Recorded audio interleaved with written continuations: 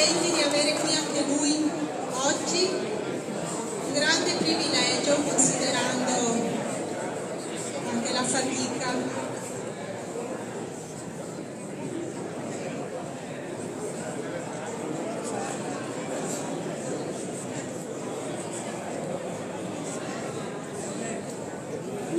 Buongiorno a tutti, grazie per questa numerosa e affettuosa presenza. Oggi siamo in tanti, siamo tutti ex allievi, docenti,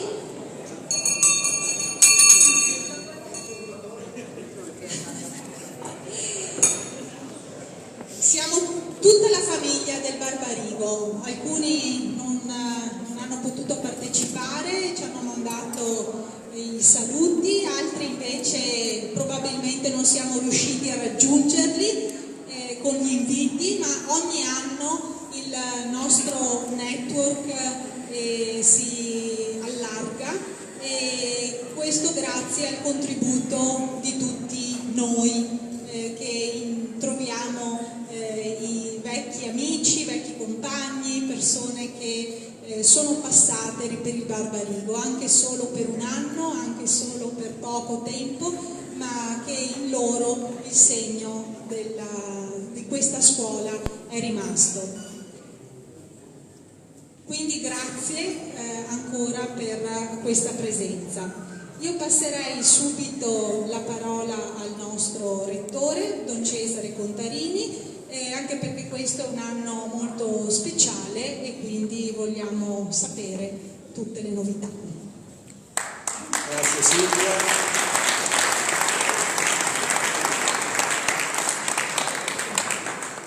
Grazie, buongiorno a tutti e a tutte. Ovviamente le prime parole sono scontate. Bentornati al Barbarigo, benvenuti tutti a questa festa.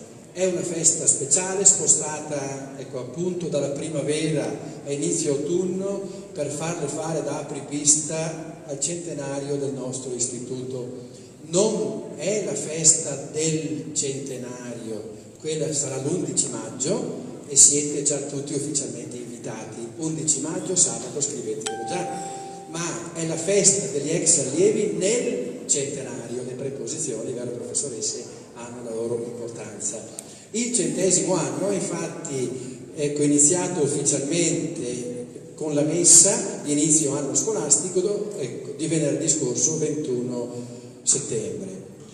Quest'anno abbiamo dato un maggiore rilievo a questa festa ex allievi per diverse ragioni, per farvi partecipi fin dall'inizio di questo importante anniversario, per mostrarvi anche il Barbarigo in grande spolvero e un po' di polvere ancora, dopo 13 mesi di lavoro e un altro mesetto preventivabile, vero Don Lorenzo? Insomma, speriamo che basti, per coinvolgere ancora più persone nelle attività degli ex allievi, e già qualcuno si è mosso bene anche in vista di questa festa, per dire grazie a persone che sono state importanti nella vita degli studenti di un tempo. Cosa vuol dire per il Barbarigo compiere 100 anni? Prima di tutto significa dire grazie dal profondo del cuore personale e istituzionale, se posso usare questa espressione, al Signore e a tante persone, ciascuno per il suo ruolo e il suo impegno, per quello che il Barbarigo è stato ed è per moltissime persone di tutte le età. Quanta ricchezza formativa, quanto bene in 100 anni di scuola. Ciascuno, credo, porta dentro qualcosa, poco o tanto, che dà anche la motivazione per cui oggi ci troviamo in tantissimi a questa festa. Noi vogliamo davvero fare una grata memoria di 100 anni di educazione ai giovani secondo i valori della nostra cultura e della Repubblica Italiana. In realtà c'era il Regno d'Italia quando è partito il Barbarigo, e secondo una ricca tradizione formativa e educativa che è quella della Chiesa di Padova. Dentro a questo grazie globale ci siamo impegnati e continuiamo a impegnarci per raccogliere, ecco, memorie belle, ecco, di persone soprattutto, ma anche di episodi e di stili formativi. Proprio alle 3:30, 3:15 prima, una signora mi chiedeva se siamo contenti di ricordare un professore che insegna da voi tanti anni ed è mancato qualche anno fa. Certo, mettiamo a disposizione volentieri anche lo spazio, ci vorrebbe altro, no? Ecco, il libro che avete tra le mani può dare un'ampia testimonianza, ecco, di questa ricca memoria. Certo, una testimonianza sempre parziale, incompleta, ma ampia e coerente. Ma poi, per esempio, ci sarà da ricordare Monsignor Zannoni a 50 anni dalla morte, l'11 novembre prossimo. Vedremo cosa siamo in grado di fare.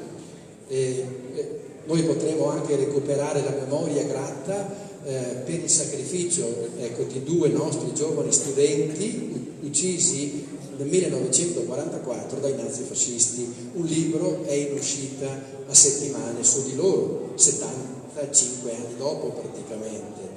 Ricordiamo anche con gratitudine al Signore prima di tutto il dono totale di sé di padre Ezechiele Ramì, che è stato felicemente ricordato qui, ecco, un anno fa anche dai compagni di classe molto bene, e speriamo che l'anno centenario porti belle notizie, perché la pratica di beatificazione sta andando avanti. Il Barbarigo però non vive soltanto del passato, pur ricco di bene e piacevole da ricordare insieme. Tanti mi domandano e vorranno domandarsi: ma com'è oggi il Barbarigo? Beh, intanto non ci sono da ricordare episodi memorabili come il dar fuoco a qualche palma, come succedeva in passato, l'appostamento dei vicerettori perché i ragazzi interni, ecco, di notte non cambino i voti sui registri, il lanciare un maialino nel cortile come è successo ai tempi di Don Placido, o togliere le porte alle aule come qualcuno si ricorderà. Il mondo giovanile di oggi è meno goliardico sicuramente e forse anche più compassato negli ambienti istituzionali e quelli scolastici. Poi fuori succede un po' di tutto. I nostri ragazzi, e sapete bene anche voi, credo, sono figli del nostro tempo, quindi più fragili sotto diversi aspetti. In una società liquida è difficile mantenere qualcosa di solido, lo vediamo anche noi adulti per molti casi. Pensiamo per esempio al senso di appartenenza anche alla scuola. Molti di voi dicono, ed è vero, io ho fatto 8 anni qui dentro, 9 anni qualcuno, perché ha fatto anche la preparatoria, non si contano gli anni eventualmente, ecco, di ripetenza, qualche altro almeno 5 il corso regolare delle superiori. Oggi i ragazzi ne fanno in media 3 o 4 anni, perché sono molto immobili, cominciano da una parte, ne provano un'altra, passano al Barbarigo, magari in terza, in quarta, qualcuno anche in quinta. Per esempio dei 41 ragazzi di quinta superiore che abbiamo quest'anno abbiamo un numero, ecco, bassetto in quinta superiore, l'anno scorso erano 80, quest'anno 40, ma dannate, ecco, di 41 ce n'è soltanto una qui dalla prima media. Capite che la tradizione, come l'avete vissuta e vista voi, è tutta cambiata, è diversa, no? Un altro senso di appartenenza.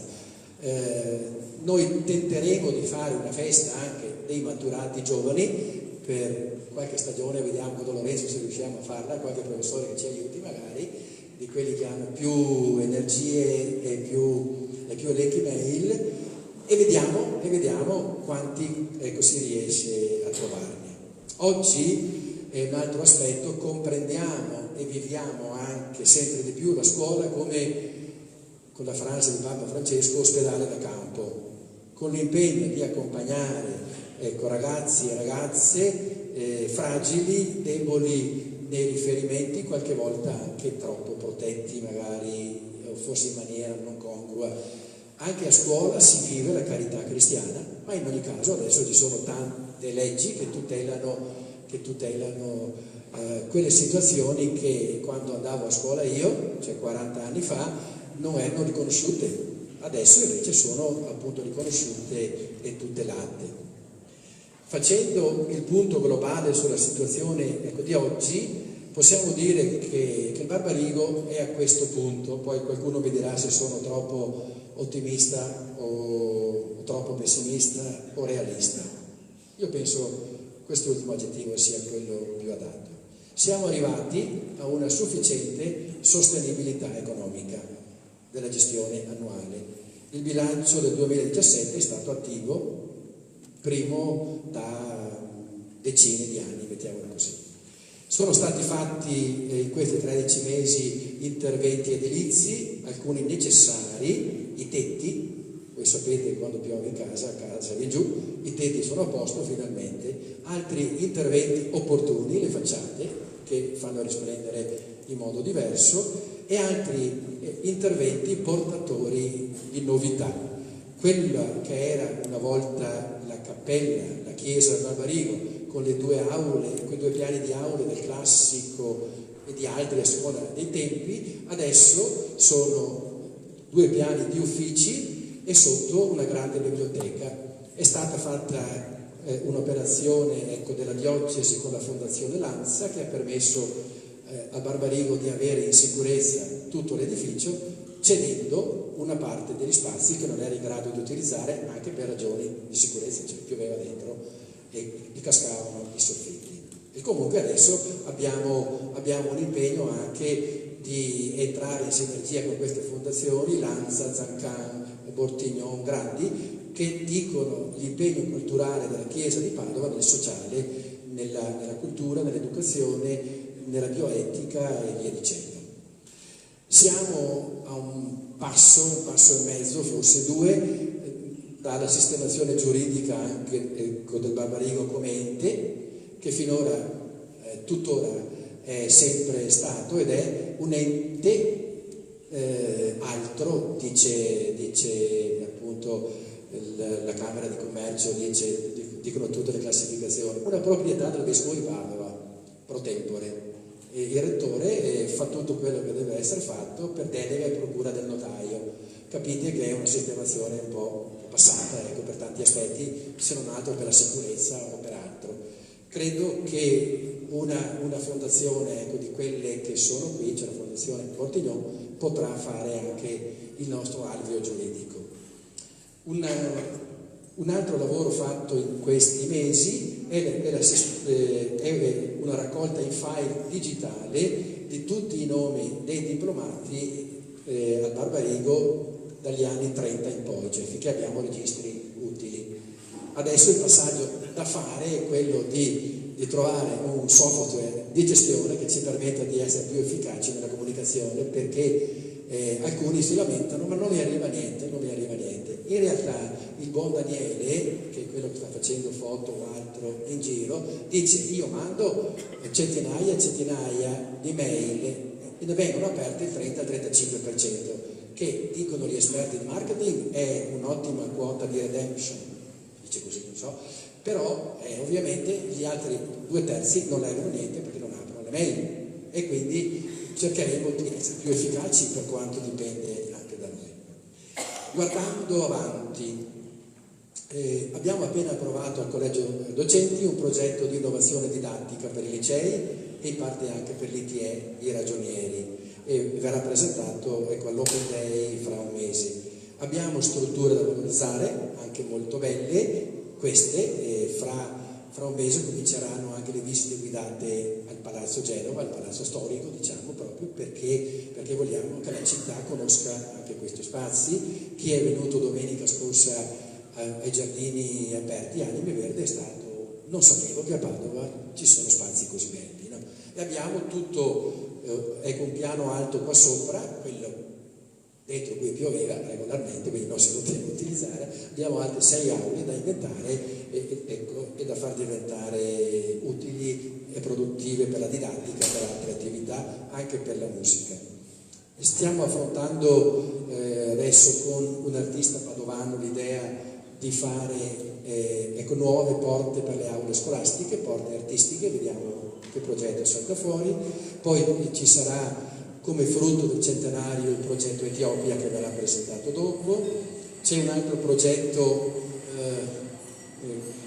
Campari, in cui stiamo entrando dentro, vediamo, senza far bere spritz ai ragazzi, però forse anche qui possiamo avere qualche vantaggio. Cercheremo il prossimo anno, con i 75 anni, di far conoscere anche ai nostri ragazzi come mai quei due di prima, appunto, ecco, che dicevo, 75 anni fa, sono partiti dal Barbarigo uno e dal Tito Livio l'altro, ma aveva fatto le medie al Barbarigo, per andare ecco, nella resistenza di 17-18 anni e farsi ammazzare.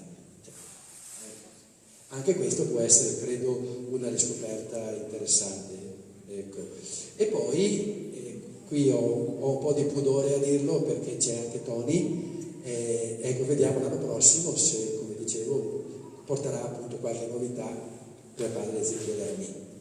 Ne abbiamo strada da fare, ancora tanta, certamente, e sempre con la persona, ogni studente, ogni persona attiva, ecco, al Barbarigo al centro, con lo stile di una scuola che vuole essere davvero scuola cattolica, prima che nelle dichiarazioni, che pure ci sono e che non abbiamo paura di fare, soprattutto, ecco, nelle scelte e negli atteggiamenti quotidiani, accoglienza, cura delle persone, collaborazione, amicizia, e contiamo di andare avanti anche con la vostra amicizia che ci sostiene e ci accompagna.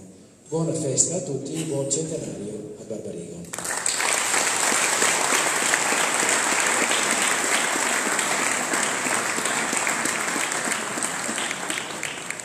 Sì, noi confermiamo come ex allievi il nostro sostegno per un ancora lungo percorso e tanto bene che dal Barbarigo possa venire fuori, al di là della realtà giuridica che questa avrà. E passiamo adesso la parola alla Presidente dell'Associazione Ex Allievi. L'Associazione Ex Allievi è un'associazione ormai attiva da diversi anni, non è una realtà facile perché non siamo in molti, però ci incoraggia a vedere oggi tanta partecipazione. Passo la parola a Chiara Pegge.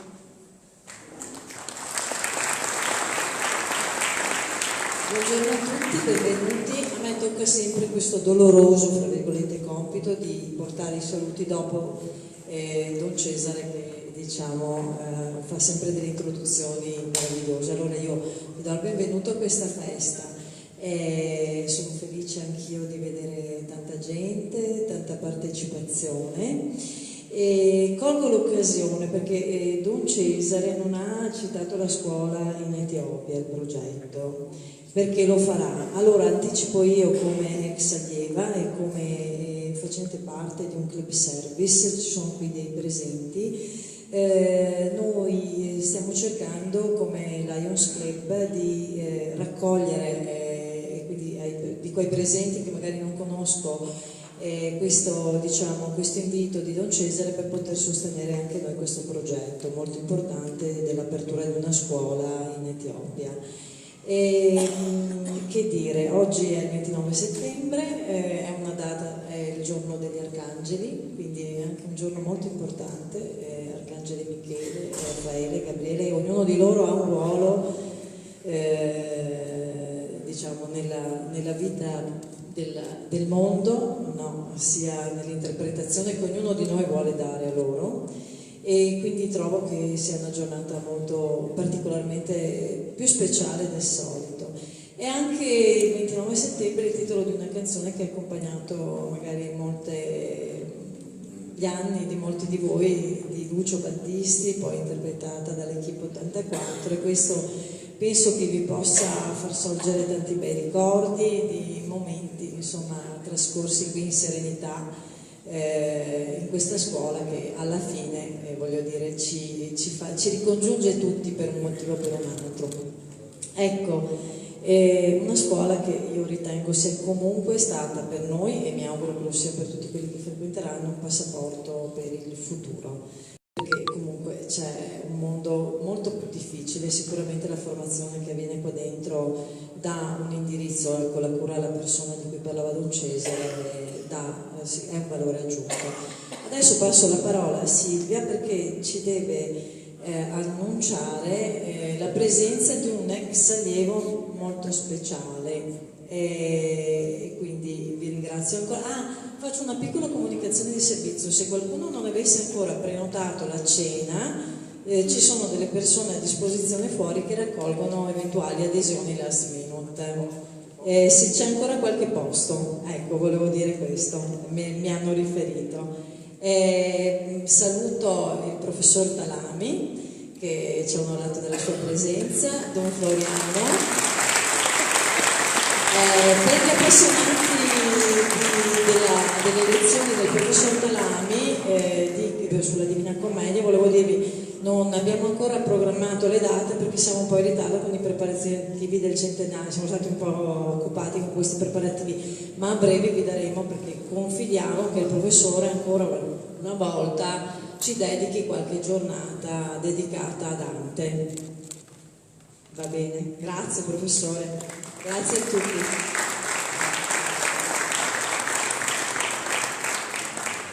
Sì, davvero ringraziamo il professore perché ricordavo prima che lui si prepara ancora meglio, perché avendo più tempo si prepara ancora meglio di come si preparava ai nostri tempi. L'associazione Ex Allievi è nata al Barbarigo quando il rettore era Don Giancarlo Battistuzzi, che ho visto qui presente e che salutiamo e ringraziamo, perché ha avuto la sensibilità di sollecitare in un gruppo di ex allievi che si sono attivati. Dicevo prima, è una realtà non facile e quindi è aperta, e quindi se ci fossero volontari, amici che hanno tempo da dedicare e ancora tanto affetto da dare a questa realtà e a questa nostra grande comunità, volentieri le porte, siete i benvenuti. Prendete pure contatti con noi, ognuno può fare qualche cosa, non è che insomma, c'è spazio per tutti, anzi vi ringraziamo fin d'ora. E dicevamo che questa raccolta di indirizzi nominativi degli ex allievi non è stata un'impresa facile, ancora molti mancano all'appello. È più semplice quando le persone così ci si parla e si capisce che il percorso anche scolastico fatto. Ed è interessante che soltanto quest'anno abbiamo appreso di avere un ex allievo davvero molto longevo, perché è classe 1919, cioè all'età praticamente del Barbarigo. È il geometra. Ne parlo con particolare soddisfazione e orgoglio cittadino, perché si tratta del geometra Giuseppe Bassi di Villanova di Camposampiero, reduce della campagna di Russia nella seconda guerra mondiale. Ha di recente pubblicato le sue memorie dal titolo Dal fronte del Don ai lager sovietici. È stato prigioniero a Suzdal e la città di Suzdal l'ha nominato cittadino onorario. Non c'è nessun libro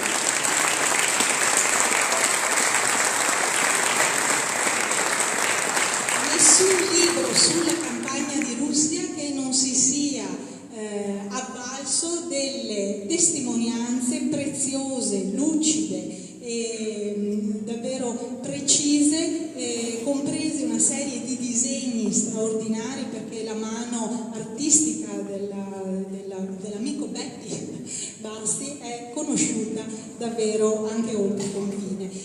Mi diceva prima che lui, tutte le volte che ha seguito quello che lui riteneva giusto, gli è sempre andata bene, e se le basi le ha fondate qui al Barbarigo e con gli abbonamenti alla difesa del popolo ereditati dal padre, direi che la diocesi qui di Padova ha dato frutti notevoli. Grazie al geometra Bassi, vi passo la parola.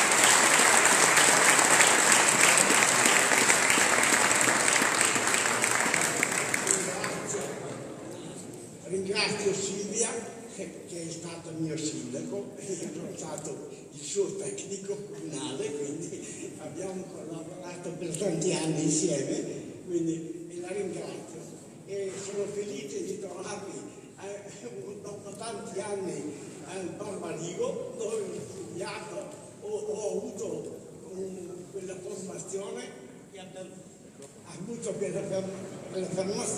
che mi ha permesso di raggiungere i 100 anni felicemente come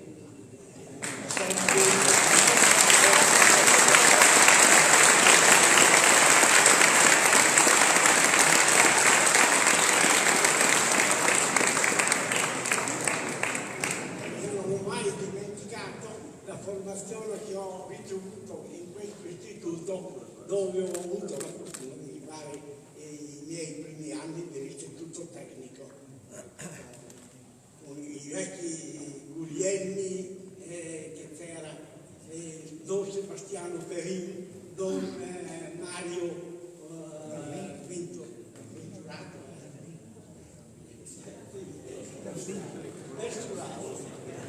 Ovviamente questa notizia è smentibile, cioè nel senso che se conoscete qualcuno che è più vecchio di lui lo festeggiamo, ancora sia ben chiaro, però già siamo contenti di avere un alunno coetaneo della scuola.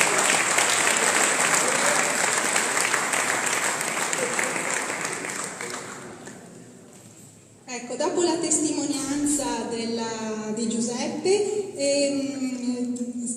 ci piacerebbe una testimonianza, un saluto del professor Talami, al quale abbiamo consegnato anche il libro che ricorda il centenario. Ricordiamo il titolo: Istituto Barbarigo 1919-2019, che racconta appunto il presente e il futuro della scuola. Passo la parola al professor Talami, perché qui ci sono tanti suoi ex allievi, chi lo ha avuto sa quanto ci ha influenzato, e allora tanti impegnati anche in politica. Ecco, lui è la persona, vero Clodovaldo? Con Clodovaldo siamo anche in tanti. Grazie professore. Ho chiesto al signor Rettore quanti minuti mi dà. Mi ha detto 5. Io ho detto almeno 6 e mezzo. Allora, per non perdere tempo, ho scritto anche io lui. Il libro, che molti di voi hanno già letto, è un libro straordinario che presenta benissimo il Barbarigo, lo presenta benissimo come ambiente, lo presenta benissimo come ambiente di formazione culturale, di formazione morale, di formazione civica. Sono 3 aspetti che sono messi in risalto, direi anche da 3 pagine di introduzione, una del Presidente della Regione, una del Presidente della Provincia, una terza del Sindaco di Padova. Noto nella introduzione del Presidente della Regione che Luca Zaia mette in risalto un aspetto che il Veneto come regione non ha trascurato, che ha seguito, quello delle scuole paritarie. Voi sapete quanto fastidioso sia sentire parlare di scuola pubblica e scuola privata. Barbarigo non è una scuola privata, è una scuola, come ti ha insegnato qualche persona autoritaria che aveva titolo per farlo, una scuola pubblica non statale, è una cosa diversa. Niente di privato, pubblico, un ambiente pubblico, al servizio del pubblico, al servizio della diocesi, al servizio della gente, soprattutto del Veneto. E ha svolto questa funzione, certamente. Quindi bene ha fatto a dire che il Presidente della Regione che la scuola paritaria è stata vista bene dalla Regione Veneto, meglio di altre regioni, e gliene do atto pubblicamente. Per quanto riguarda il secondo che è intervenuto, cioè il Presidente della provincia Enoch Soranzo, ha ricordato che ha passato 8 anni qua dentro e che quindi l'ambiente lo conosce e anche quello che si può ricevere dalla scuola, e la testimonianza è diretta. Alla fine, per quanto riguarda soprattutto il cinema di Padova, ha voluto ricordare la benemerenza del Barbarigo nella formazione civica, quello che è stato il Barbarigo negli anni soprattutto del 40-45, gli anni della guerra e la parte finale della guerra. E se avrete pazienza di guardare nel porticato del Barbarigo, soprattutto nella parte più antica, vedrete anche delle lapidi che sono state messe per ricordare le benemerenze del Barbarigo a questo proposito, e anche delle persone straordinarie che hanno lavorato per il bene della nostra patria.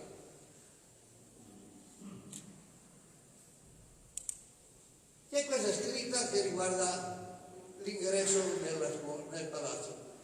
È scritto Bonis Omnibus Pandana.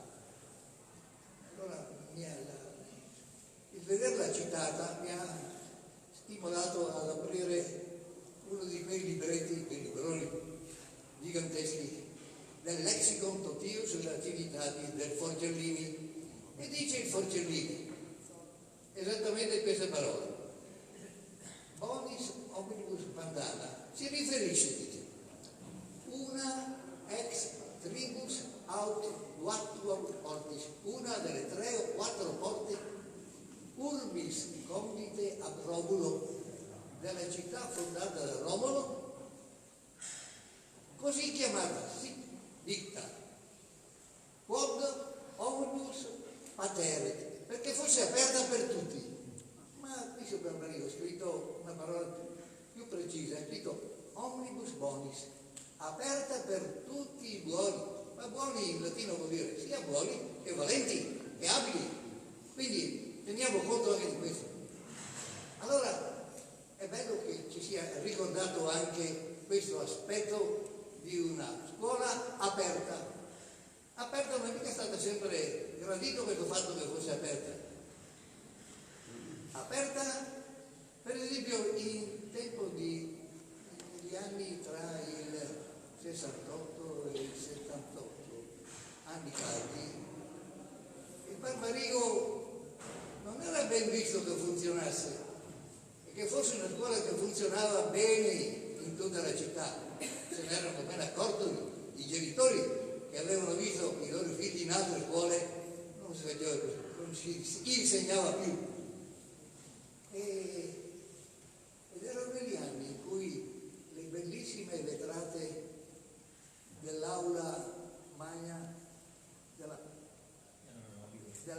sala grande del palazzo, del piano nobile del Barbarigo, le vetrate che dando su via Rovati venivano regolarmente spaccate dalle sassate delle pietre che non mancavano nella via Rogati. Avete in mente che è stata la pavimentazione di via Rogati, e spaccavano regolarmente. Il povero Monsignor Mortin vedeva questo disastro purtroppo frequente e così dannoso per la scuola. Il rettore, quando ha scritto le pagine relative al Barbarigo, ha parlato di quello che si è fatto e ha parlato del programma futuro, ed è bene soprattutto che si parli di questo aspetto soprattutto, e lo fa in maniera che vi invito a leggere. Molti di voi sono dei genitori o sono dei nonni che hanno figli e nipoti che sanno quello che è stato fatto e quello che si intende fare, e ciò è utile per tutti quanti. Poi, parlando di rettori, a me viene in mente Zannoni, il rettore Zannoni, che arrivò qui nel 1945 ma aveva fatto altre esperienze tremende, come quella quando era il rettore a Thiene, dove arrivò un gruppetto di repubblichini per arrestare un certo Leone XIII, diceva. Chi era questo Leone XIII? Era il professor Giuseppe Danese, era il soprannome datogli. E per caso questo Leone XIII si trovava nell'atrio della scuola, all'ingresso. E fu lui che a chi gli chiese dove fosse Leone XIII. Lui, che era il Leone XIII in persona, indicò Monsignor Zannoni, e Monsignor Zannoni fu arrestato, portato ai Paolotti qua a Padova, e ci fu una tale reazione nella popolazione e un intervento del vescovo che fu liberato. Questo fu quel rettore grande che si batté in maniera intrepida per la libertà della scuola e ne fece la sua grande battaglia, perduta, perché lui voleva che anche il Barbarigo non patisse quell'inciso che c'è relativo alla scuola, che dice per la Costituzione senza oneri per lo Stato, perché lasciava quindi l'onere dell'istruzione solamente alla volontà benefica dei genitori che volessero avere un'educazione cristiana. Ora, pensare ai tempi di Monsignor Zannoni, che furono anni esemplari, seguiti da altri anni molto più tempestosi, quelli che cominciarono nel 68, il 68 studentesco di Parigi, che poi si diffuse in tutta Europa, ma qui a Padova ebbe una diffusione terribile, sanguinosa,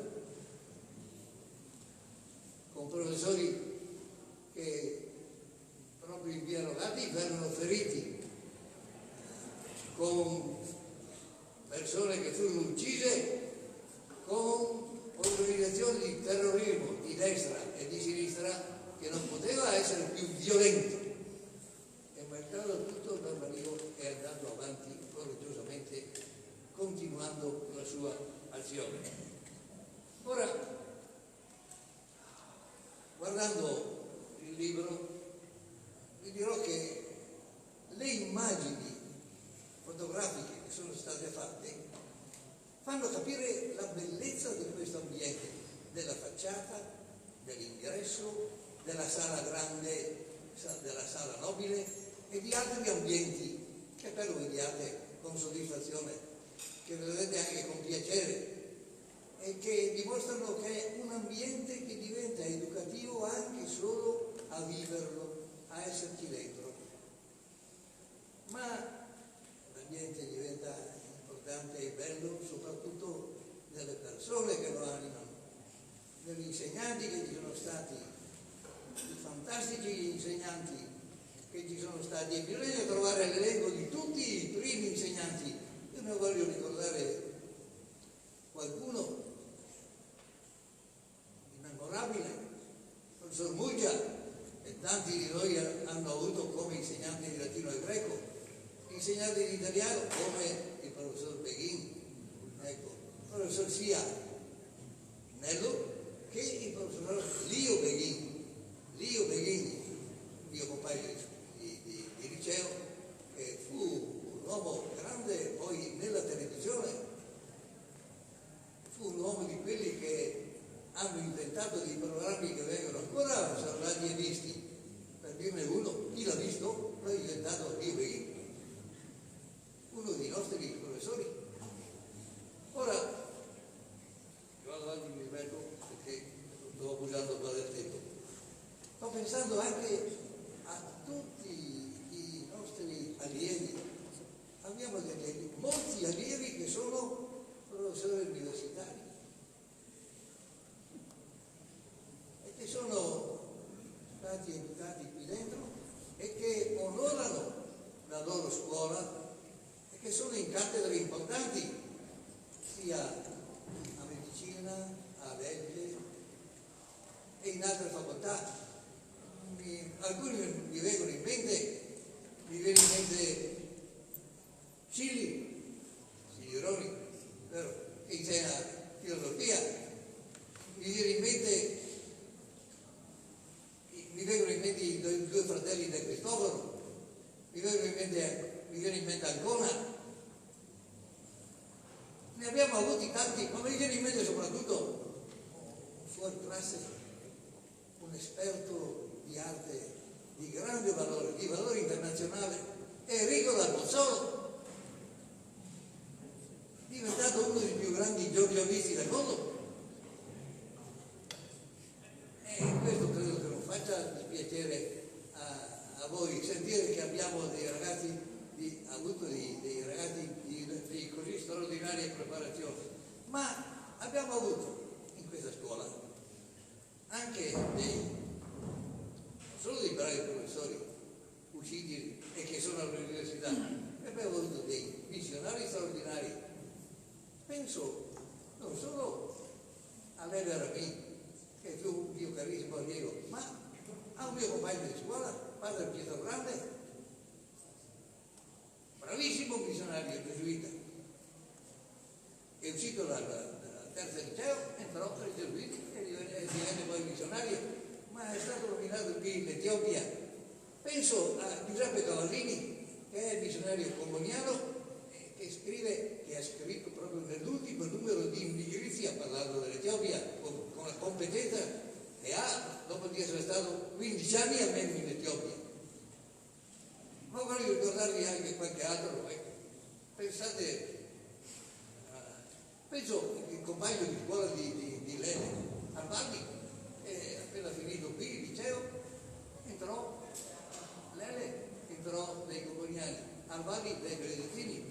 Voglio dire che abbiamo anche ragazzi che finito il liceo hanno fatto delle scelte che nessuno si aspettava e che invece sono scelte seguite seriamente e piene di risultati.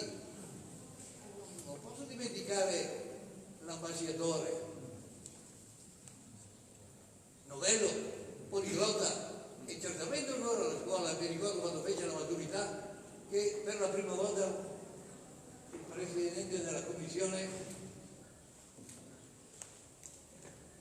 mettendo fuori l'elenco, scrisse 60 con lode. Fu la prima volta, fu il primo 60 con lode.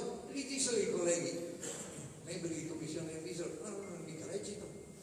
Rispondo io, metto la firma, e la firmò subito, immediatamente, per dire che effetto straordinario aveva fatto anche impressionando la commissione stessa.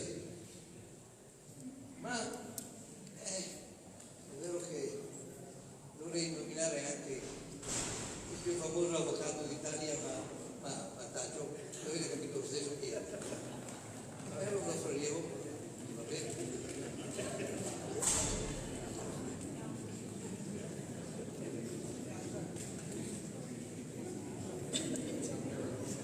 Guardate, l'ultima riflessione.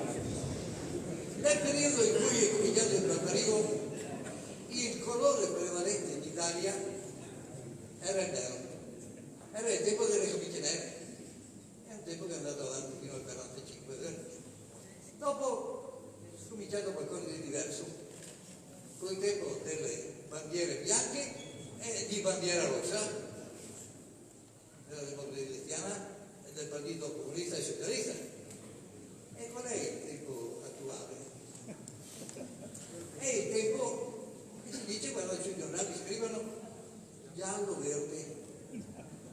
E allora mi è venuto in mente, dico, in qualche parte dov'è sto giallo verde o verde giallo? E c'è il verde giallo. Poi qualcuno certamente ricorda la poesia di Guido Cozzano: tra bande verdi gialle, in numeri ginestre, la bella strada alpestre scendeva nella valle. Cioè, già Cozzano scriveva nel 1911 gialle, verdi gialle. Quindi ci siamo arrivati. Va bene. Ma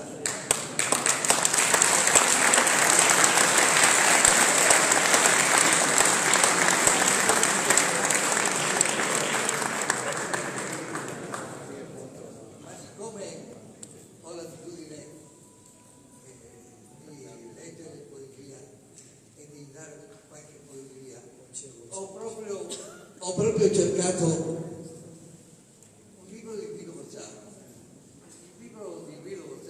che riporta una poesia che mi pare sia adatti anche a questo momento e anche a una storia che è una storia di vita.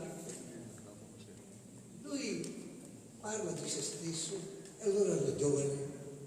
È la prima poesia dei colloqui, un libro che ha influito molto anche su Montale, tanto per dire che razza di autore era, il principale dei crepuscolari. Ora, comincia. 25 anni, sono vecchio. Passò la giovinezza prima, il dono mi lasciò dell'abbandono. Un libro di passato, ov'io reprimo il mio singhiozzo e il pallido vestigio riconosco di lei tra rima e rima. 25 anni, medito il prodigio biblico, guardo il sole che declina giù, già lentamente sul mio cielo grigio. 25 anni, ed ecco, dopo i 25, viene la trentina, i 30. Inquietante, torbido di istinti moribondi. Ecco poi la quarantina, spaventosa, l'età cupa dei vinti. Poi la vecchiezza, l'orrida vecchiezza, dai denti finti e dai capelli tinti. Oh, non assai goduta giovinezza, oggi ti vedo quale fosti, vedo il tuo sorriso, amante che s'apprezza solo nell'ora triste del congedo. 25 anni, come più m'avanzo all'altra meta, gioventù, mi avvedo che fosti bella come un bel romanzo. Una poesia impressionante.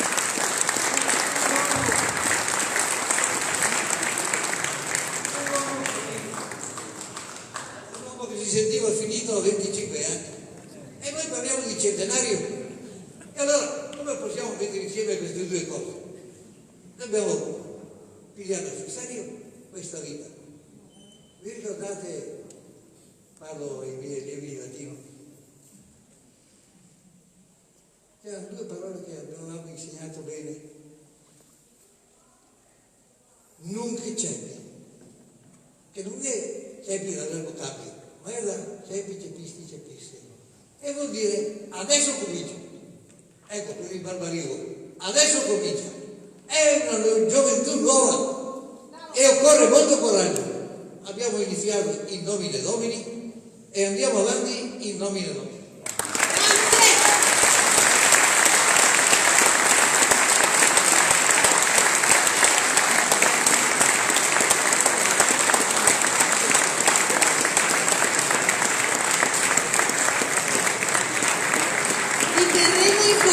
Sui nuovi appuntamenti con il professor Calami, vedete che ha sempre qualche cosa da lasciarci. Adesso, visto che è stato istituito il comitato del centenario, prima di consegnare i diplomi dei 25 anni e dei 50 di 50 anni o di 25, ha il dubbio di non avere dato il nome alla Presidente per scrivere il diploma e prepararlo, basta consultarla e lei è operativa al 100%. Poi dopo questa presentazione ci saranno appunto queste consegne, ogni classe festeggiata prepara anche una parolina da dire al resto dell'assemblea, una parolina, non discorsi alati o ufficiali, basta questo.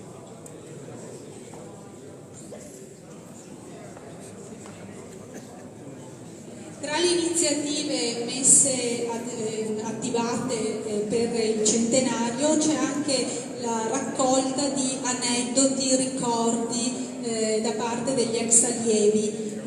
Abbiamo una mail, un indirizzo mail disponibile, e quindi chi volesse condividere qualche ricordo particolare sicuramente è una cosa che apprezzeremo tutti. Ecco, siamo pronti, passo la parola a Patrizio.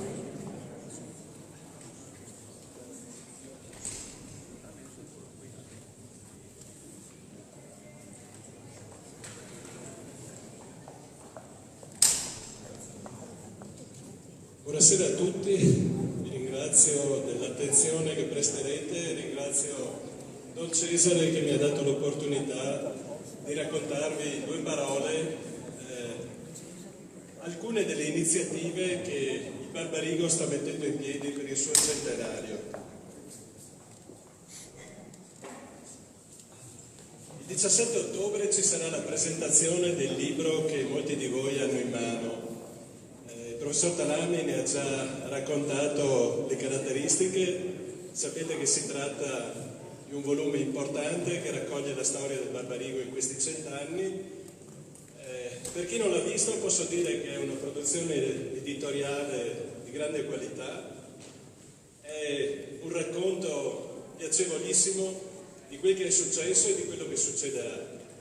Vi invito davvero a vederlo, ad acquistarlo, a regalarlo e magari a considerarlo anche come strenna natalizia per chi di voi magari ha un'azienda ed è interessato a queste cose. Ne vale la pena ed è una testimonianza della nostra scuola, di quello che ha fatto, delle sue caratteristiche uniche e anche di quello che farà nei prossimi anni. Il 17 ottobre ci sarà la presentazione ufficiale qui in Barbarigo, anzi scusate, nella sala Rossini del Caffè Pedrocchi ci sarà la presentazione ufficiale del libro. Ecco, come ha già anticipato Don Cesare prima, nelle prossime settimane ci sarà un'altra iniziativa che vuole valorizzare gli aspetti architettonici, gli aspetti più belli del Barbarigo che emoziona. Ci saranno delle visite guidate con la professoressa Lucia Pigozzo della Sovrintendenza delle Belle Arti di Venezia, che è stata docente di storia dell'arte del Barbarigo e che è un'ex allieva. Ci saranno alcune date, naturalmente sarete informati, il nostro ufficio stampa vi terrà al corrente di tutto questo. Comunque la prima data è verso fine ottobre e poi ce ne saranno a novembre.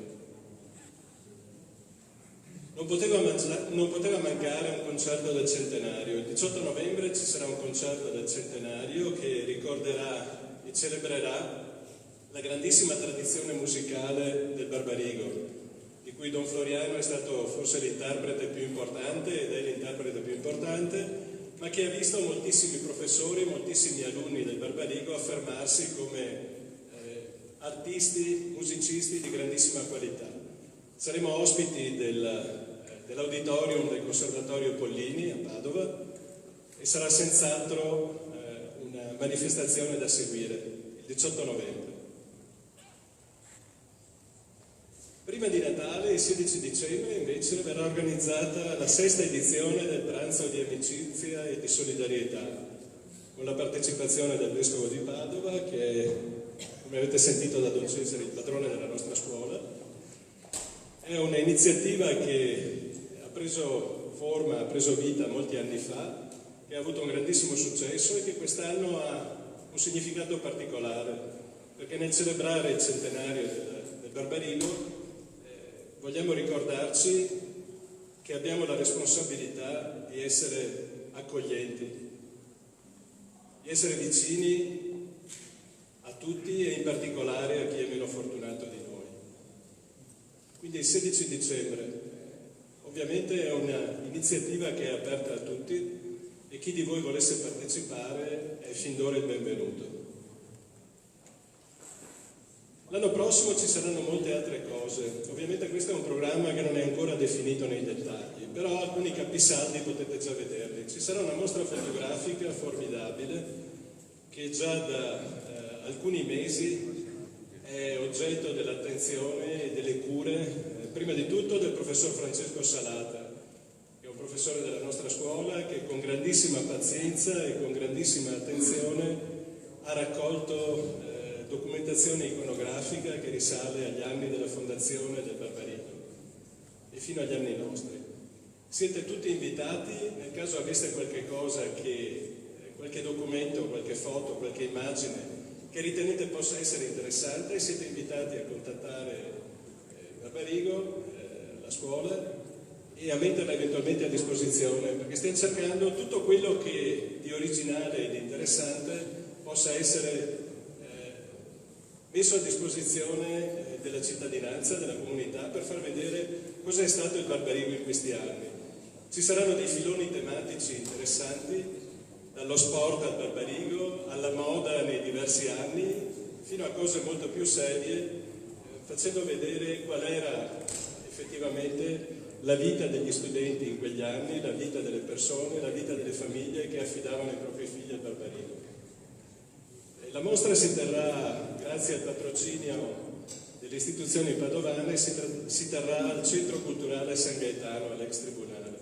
Quindi una location meravigliosa che grazie all'attività di alcune persone che ci stanno aiutando verrà utilizzata al massimo.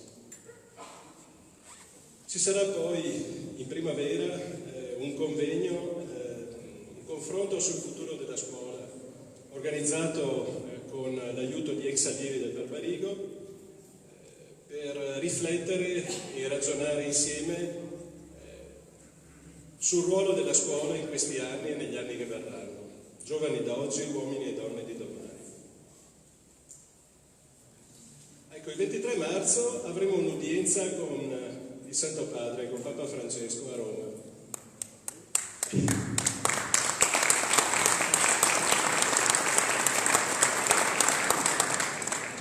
Il rettore Don Lorenzo Celi hanno fatto il loro, evidentemente.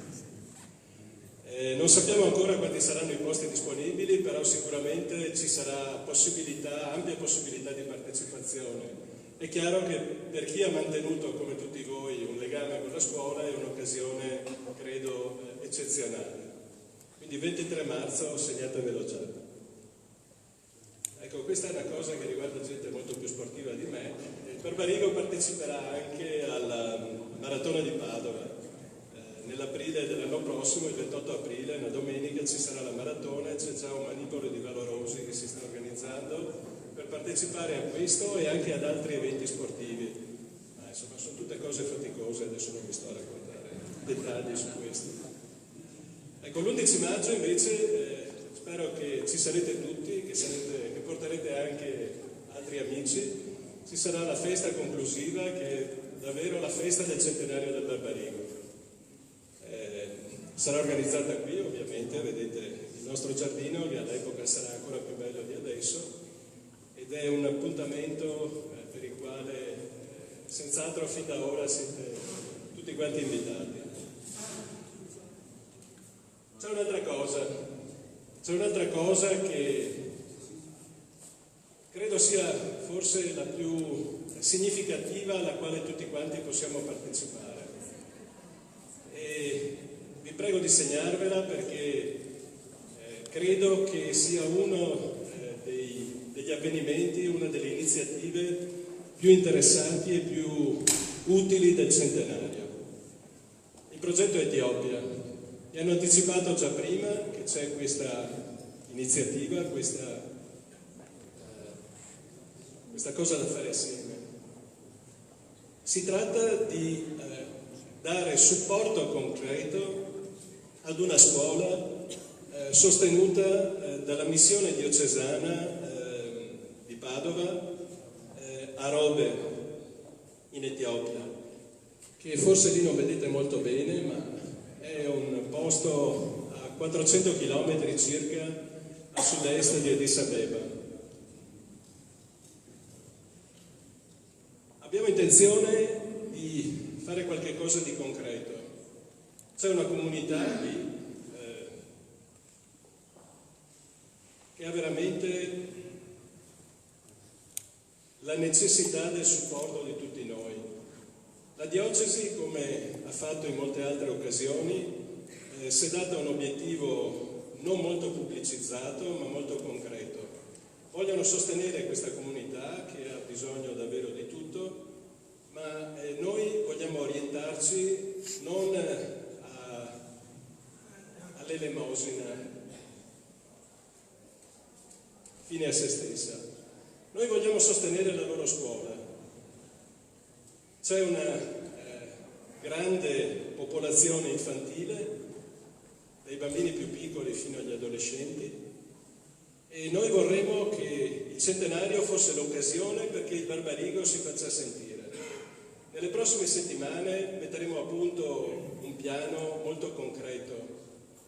Chi di voi è più vicino alla mia età si ricorda che una volta si regalava il mattone per il restauro della chiesa, si regalava la tegola, si regalava il metro quadrato di pavimento. Vogliamo fare qualcosa di simile. Vogliamo, d'accordo con la diocesi e d'accordo con chi già sta lavorando a Rove, vogliamo individuare delle azioni concrete che possano essere fatte e delle quali si possa avere testimonianza. Chi di voi parteciperà, e spero che sarete molti e sarete generosi a questo progetto, riceverà, avrà delle email, avrà delle foto, avrà delle testimonianze, della documentazione di come vengono spesi i soldi che doneremo. Cioè non si tratta qui di sostenere qualcheduno che non si conosce, qualcheduno pur benemerito che ha un bel nome ma dietro al quale nome non si vede nulla. Qui in estrema trasparenza la diocesi darà prova, darà documentazione di ciò che viene fatto con quello che noi riusciremo a mettere in piedi. Per cui ancora una volta vi chiedo di ricordarlo, di diffondere questa notizia e di essere generosi rispetto ad una cosa, rispetto ad un progetto del quale possiamo avere un ritorno concreto, una testimonianza concreta per il supporto che riusciremo a dare a questi ragazzi. Credo di avervi detto tutto. Vi ringrazio.